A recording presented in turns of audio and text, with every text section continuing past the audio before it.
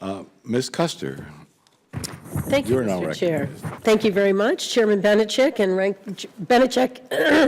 Ranking Member Brownlee, and the members of the subcommittee for the opportunity to discuss H.R. 3974, the Grow Our Own Directive, Physician Assistants Employment and Education Act of 2015. Our full committee has worked hard to improve veteran access to health care and to create opportunities for veteran education and employment. This legislation will allow us to merge those efforts and allow veterans to continue serving their country while in service to their fellow veterans.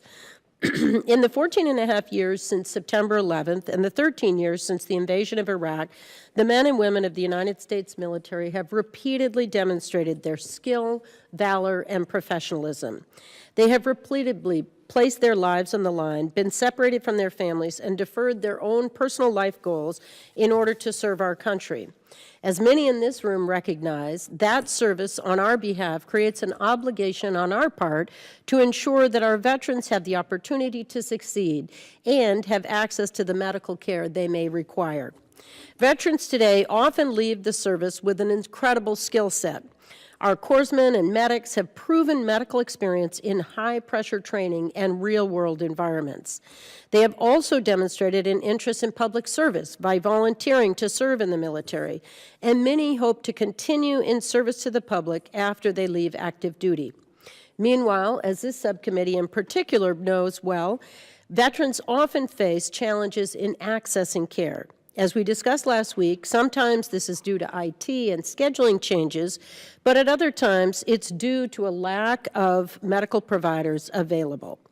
In a time of shortage for primary care providers, both in the private sector and in the VA, with the Office of Inspector General listing physician's assistants as one of the VA's top 5 occupations with the largest staffing shortages, creating a pathway of opportunity for our veterans to fill that gap and continue to serve their country seems to me to be like an excellent opportunity.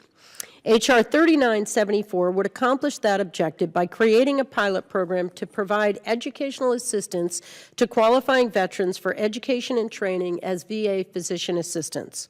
A veteran would qualify for this program who has medical or military health experience gained while serving in the armed forces, has received a certificate, associate's degree, baccalaureate degree, master's degree, or post-baccalaureate training in a science related to healthcare, has participated in the delivery of healthcare services or related medical services, and does not have a doctorate in medicine, osteopathy, or dentistry. Eligible veterans would be able to apply during the 5-year pilot program to receive one of 35 scholarships available each year to cover the cost of obtaining a master's degree in physician assistant studies or a similar master's degree.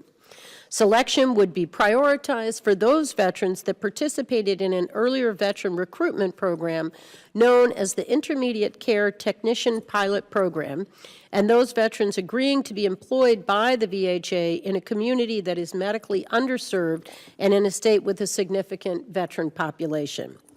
Those veterans that use the program would then owe the VHA a period of obligated service based either on the scholarship program used or 3 years.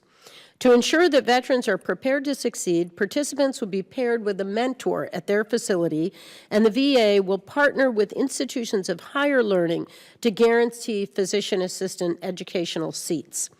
As it is currently written, the bill would also establish standards to improve the education and hiring of VA physician assistants and enhance retention and recruitment through competitive pay standards.